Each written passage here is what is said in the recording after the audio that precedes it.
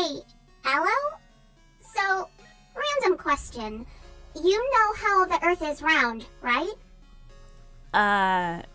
Yeah.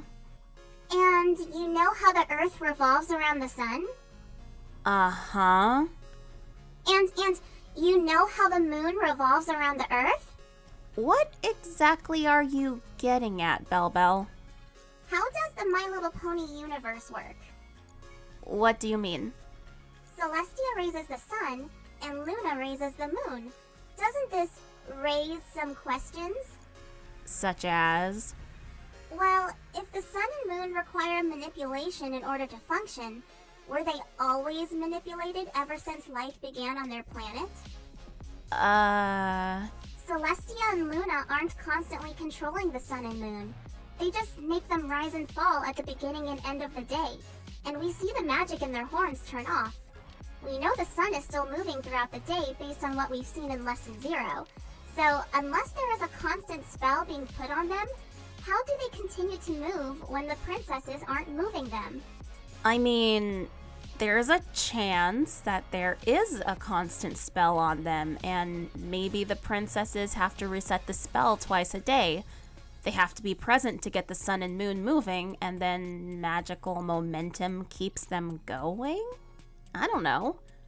I guess that's at least one potential explanation. But are we sure that the ponies live on a round planet like we do? What makes you think they don't? I don't know. I guess it kind of goes with my last question. Once the sun sets, Celestia goes to bed. If their world was flat, then the sun would take a break somewhere under their world until morning. Same for the moon during the day. Would the sun burn the underside of the planet if this were the case? Or does Celestia push it a safe distance away? How does this affect other planets?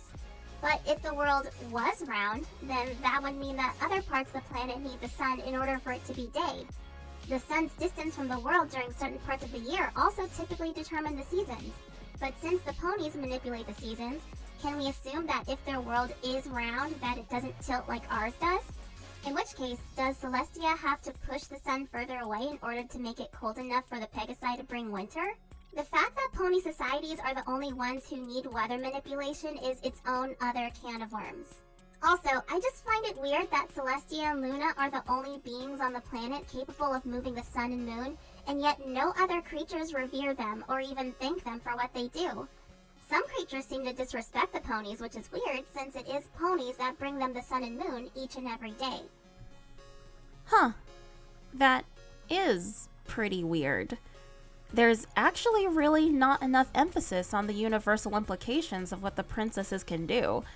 And now that I think about it, if Celestia has to manipulate the sun, does that mean that there are no other planets orbiting the sun? Are there any planets orbiting the sun? I mean, it wouldn't be possible, right? It also implies that their world might be the center of their solar system, if not the center of their galaxy or universe. How does the gravitational pull of everything in their space even work? Can Celestia manipulate other stars? Since the sun is just a star, she theoretically could manipulate other stars. And Luna should be able to move other planet-sized rocks in space. So many questions. So many questions. So many questions. Hey, Aloe! What? Chill out. It's not a big deal in the long run. Suspension of disbelief and all that. What? But you're the one who... It's Christmas. That means no worries. You're thinking of Hakuna Matata. Why not both?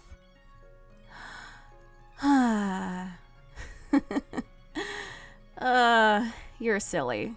But you're right. Isaiah 9 verses 6 through 7. For to us a child is born, to us a son is given, and the government will be on his shoulders, and he will be called Wonderful Counsellor, Mighty God, Everlasting Father, Prince of Peace. This is the time of year that not only do we celebrate loved ones and family and give thanks for our blessings, but it's also the time that we celebrate the birth of Jesus, who is the Lord. He humbled himself by coming to earth, born as a human baby in a manger. He's the greatest gift of them all because through him, the sins of all who believe are erased. And I don't know about you, but that's a huge load off of my shoulders. To know such a love exists is a privilege, and I'm glad I can share that love with all of you. Close your eyes and share the dream. Let everyone on earth believe. The child was born, the star shone bright, and love came down at Christmas time. That's a quote from my favorite Christmas song called When Love Came Down by Point of Grace. 2024 seemed like it was going on forever, right? And yet, here we are at the end of the year. Thank you everyone who subscribed and watched my videos. It really means a lot that you'd give me a chance and send me such encouragement. I thank God for each and every one of you. I mentioned this before, but I do plan on being a bit more experimental with my videos next year, so look forward to it. I mean, I have at least one more pony video to get out of my system before the experimentation can begin, but we do have some fun stuff ahead. And if you want more traditional Christmas videos from me, check out these ones I did in the past. But as for now, Merry Christmas everyone, and have a wonderful New Year.